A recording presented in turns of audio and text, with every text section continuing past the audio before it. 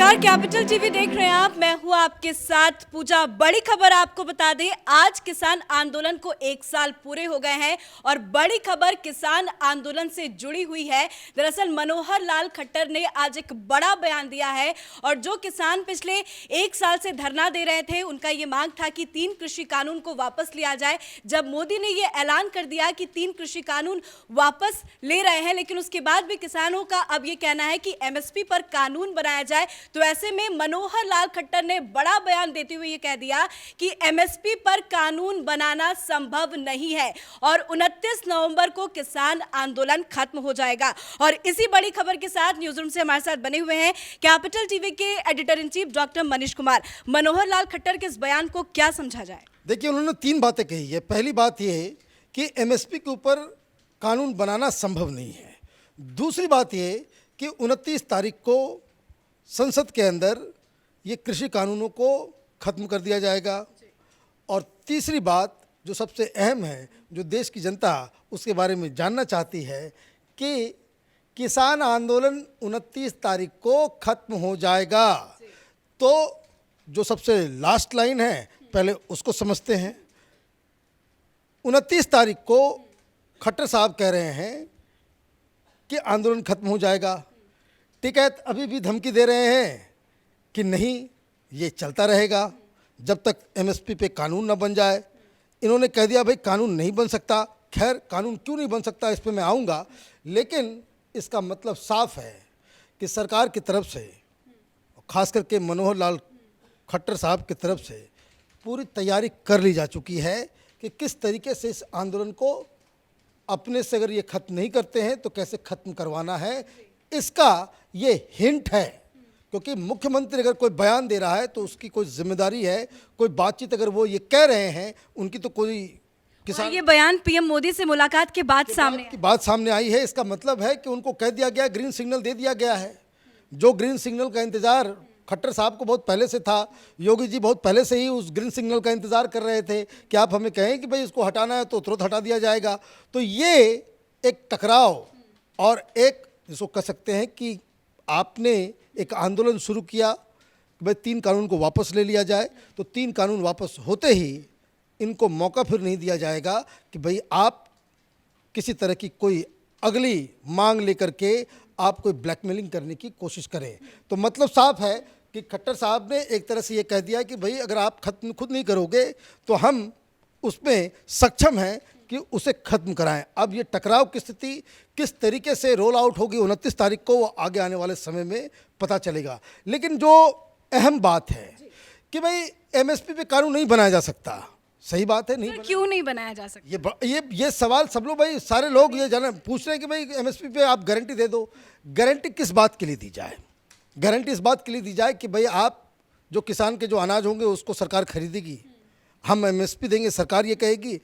तो अगर हिंदुस्तान में उपज होने वाले सारे अनाज को सरकार अगर एमएसपी पे खरीद ले तो ये समझ लीजिए कि ये देश उसी दिन गर्त में चला जाएगा।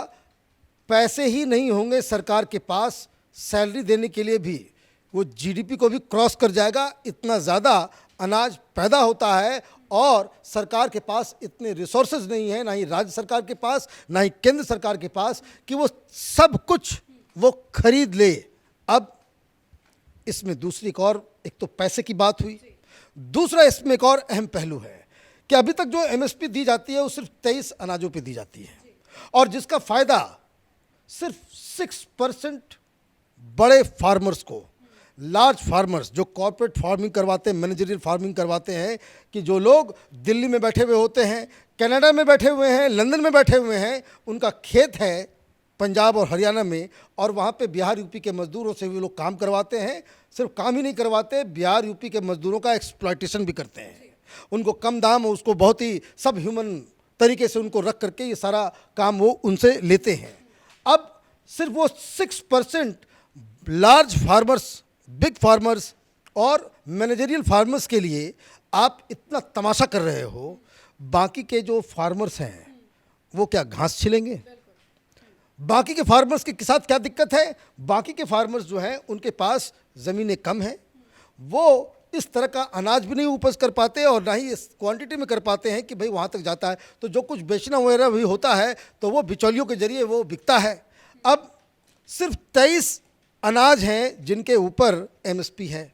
बाकी जो लोग धनिया का पत्ता उपजाते हैं, वो किसान जो गोभी उपजाते हैं, वो किसान जो साग सब्जियां जो फल उपजाते हैं, इवन जो लोग मत्स्य पालन का काम करते हैं वो भी किसान ही हैं। जो गरीब किसान हैं जो पशुपालन का काम करते हैं वो भी किसान हैं।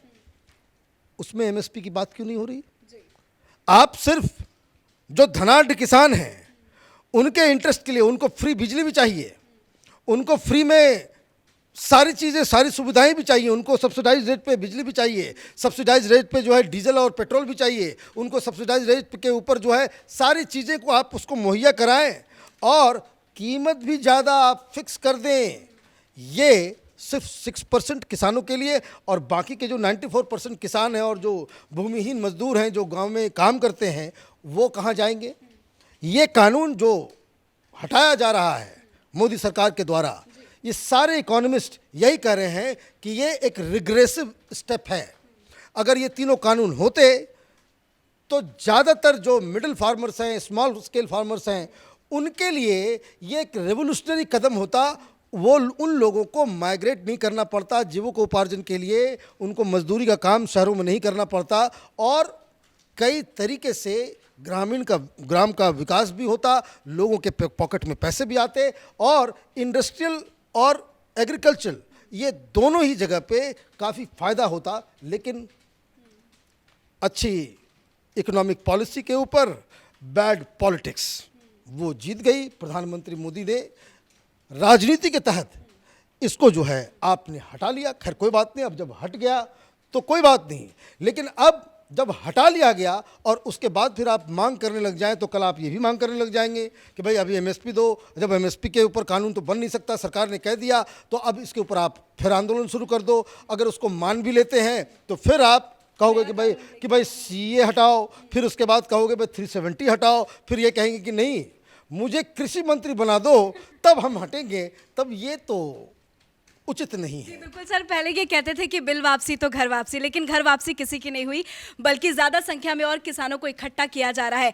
अब इनके पोस्टर्स में लिखा है कि एमएसपी पर कानून तभी घर वापसी, लेकिन मनोहर लाल का जो बयान आया है कि एमएसपी पे कानून बनाना संभव नहीं है, 29 को धरना खत्म हो जाएगा, तो क्या योगी का बुलडोजर चलेगा यहाँ पे? देखिए बिल्कुल चलेगा, और इसलिए भी चलेगा क्योंकि अगर मनोहर लाल खट्टर ये कह रहे हैं कि भाई 29 को खत्म हो जाएगा ये, तो इसका मतलब साफ है कि सरकार ने, और ये भी बयान प्रधानमंत्री से मिलने के बाद ही आ रहा है, इसका मतलब है सिग्नल वो उन्होंने साफ साफ दे दिया। राजनीति इशारों में की जाती है और ये इशारा साफ साफ बता रहा है कि प्रधानमंत्री की तरफ से उन्हें ग्रीन सिग्नल मिल गया है कि नो फर्दर ब्लैकमेलिंग, खत्म कीजिए। सुप्रीम कोर्ट का भी आदेश है, सुप्रीम कोर्ट भी नाराज़ है, सुप्रीम कोर्ट भी ये बार बार कह रहा है कि भाई आपको आंदोलन करना है, उसके लिए डेजिग्नेटेड प्लेस है, उसके लिए जगह है, आप सड़कों पे इस तरह से हुड़दंग नहीं मचा सकते और इस तरीके से आप आम लोगों के जीवन को अस्त व्यस्त करके आप आंदोलन नहीं चला सकते। दूसरी एक और इसमें अहम जो पहलू है, इसे भी समझना ज़रूरी है कि ये लोग तो किसान है नहीं, ये लोग तो दरअसल जो लोग आ भी रहे हैं ये कोई किसान नज़र नहीं आते। आप देखिए किस तरीके से जब 26 जनवरी के दिन राकेश टिकैत रो रहे थे, उसके बाद जो लोग समर्थन के लिए आए उसकी तस्वीरें आई, ये ईस्ट वेस्ट कॉरिडोर के ऊपर जो गाड़ियों का काफिला था, ये सब एसयूवीज़ सफ़ेद कलर के, आप गूगल करेंगे आपको मिल जाएगी वो सारी तस्वीरें कि एक से एक लैंड क्रूज़र हो कि स्कॉर्पियो हो, पता नहीं कौन कौन सी गाड़ियाँ, वो पूरा का पूरा वो ऐसा लग रहा था कि कोई बारात चली आ रही है। तो कहने का मतलब ये है कि ये गरीब किसानों के रिप्रेजेंटेटिव नहीं है, ये पॉलिटिकल पार्टीज़ के एजेंट्स हैं। ये राकेश टिकैत ये आरएलडी से चुनाव लड़ता था, ये जो वहाँ पे जो तमाम जो टिकरी बॉर्डर और सिंगू बॉर्डर में बैठे हुए हैं, ये वामपंथी, कांग्रेस, आम आदमी पार्टी, इन सब पार्टियों के नेता हैं और इन सब को पंजाब और उत्तर प्रदेश में चुनाव लड़ना है। तो चुनाव लड़ना है या आपको आंदोलनकारी बनना है, ये तो आपको डिसाइड करना होगा। और ऊपर से अगर आपकी मांगें पूरी हो जाने के बाद भी अगर आप आंदोलन करते हैं तो इसका मतलब क्या है कि राजनीति तो पब्लिक समर्थन के लिए की जाती है। वो पब्लिक जो आपके साथ नहीं थी, और अब जब ये मांग जो कुछ भी किसान उनको लग रहा है कि भाई मैंने अफवाह की वजह से ही, गलत जानकारी की वजह से ही जो लोग इनके साथ भी थे कि चलो भाई कानून वापस कर लो, कौन सा आसमान गिर जाएगा, हालांकि वो गलत फैसला हुआ है, लेकिन इसके बावजूद अब इसके बाद भी अगर वो नहीं हटते हैं तो पब्लिक समर्थन तो इनके हाथ से चला जाएगा। कि अब ये तो जिद की बात हो गई। और प्रधानमंत्री ने एक और पासा फेंक दिया था उसमें उन्होंने, प्रधानमंत्री ने दो बातें कही। एक तो उन्होंने माफ़ी मांग ली कि मैं समझा नहीं सका, ये हमारी तपस्या में ही कमी हो गई, तो उसका भी एक इम्पैक्ट हुआ कि प्रधानमंत्री ने माफ़ी मांग करके उसको हटाया है। अब तो किसान आंदोलन को खत्म हो जाना चाहिए।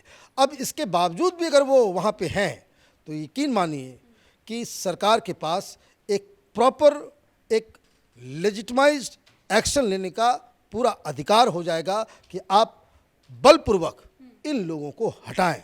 एक तो सुप्रीम कोर्ट का आदेश, उसको पालन करना, लागू करना, सुप्रीम कोर्ट डायरेक्ट बता नहीं रही है उसके ऊपर, वो तो काम तो पुलिस को करना होता है। तो ये सुप्रीम कोर्ट के आदेश का पालन करवाना और जो भी आंदोलन के डिमांड्स थे उसको पूरा करने के बाद अगर ये नहीं हटते हैं तो योगी जी का बुलडोजर भी चलेगा और खट्टर साहब की लाठी भी चलेगी। जो फोर्स पिछले 1 साल से सुरक्षा के लिए तैनात थे वो अब टेंट हटाते हुए नजर आ सकते हैं। बिल्कुल। और इसके लिए आप देखिए, इसके लिए पहले से भी तैयारी हो गई। पहले तो आप तो अक्सर वहाँ जाते रहती हैं गाजीपुर बॉर्डर के ऊपर, पहले बैरिकेडिंग लगी हुई थी, फिर वापस से बैरिकेडिंग लगी। यस, फिर हटा दिया गया, फिर वापस बैरिकेडिंग की गई। ये लोग कह रहे हैं कि फिर ट्रैक्टर लेकर के आएंगे, फिर पार्लियामेंट जाएंगे, फिर ये होगा वो होगा। तो ये सब मौका शायद नहीं दिया जाए। अच्छा ये होगा कि जो राकेश टिकैत और किसान संगठनों को करना चाहिए वो ये करना चाहिए कि 29 तारीख को पार्लियामेंट के अंदर जब इस बिल को वापस लिया जाए, आप लोग ढोल नगारा बजाइए, सेलिब्रेट कीजिए और अपने अपने घर जाइए। और अगर ये काम नहीं करते हैं तो फिर सरकार के पास ये एक अधिकार मिल जाएगा उनको कि वो इस आंदोलन को बलपूर्वक कुचल। सर, एक छोटे से शब्दों में आपका रिएक्शन चाहेंगे। राकेश टिकैत तो अपने ट्रैक्टर टैंक लेके तैयार है कि 29 को वो संसद घेरेंगे, तो 29 के बाद तो वो बेरोजगार होते हुए नजर आ रहे हैं। वो बेरोजगारी, अब उनको तो लग रहा था कि भाई प्रधानमंत्री मोदी जो है वो डर जाएंगे और ये आंदोलन के जरिए वो एक अरविंद केजरीवाल का एक नया प्रकरण जो है वो शुरू करेंगे।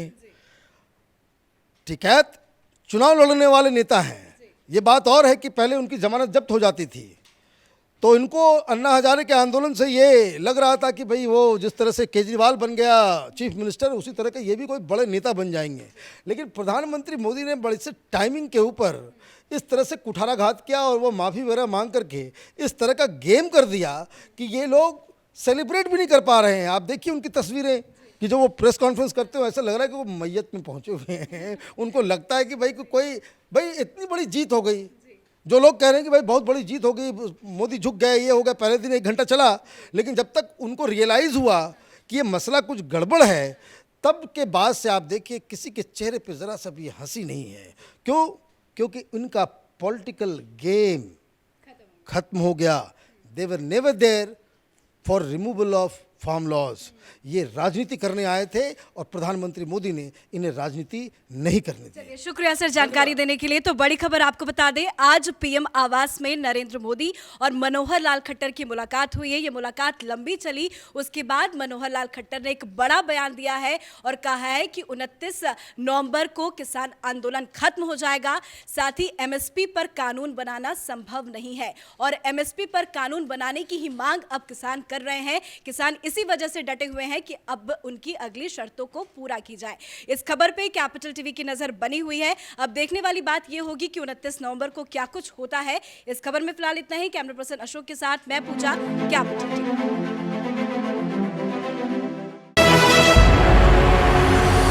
आपको हमारा वीडियो पसंद आया हो तो इसे लाइक करें, हमारे channel capital TV Uttar Pradesh को सब्सक्राइब करें और हाँ, बेल आइकन दबाना ना भूलें ताकि आप तक हमारे वीडियो की नोटिफिकेशन पहुंचती रहे। आप अपना सुझाव हमें कमेंट बॉक्स में दे सकते हैं। हमारे साथ जुड़ने के लिए शुक्रिया।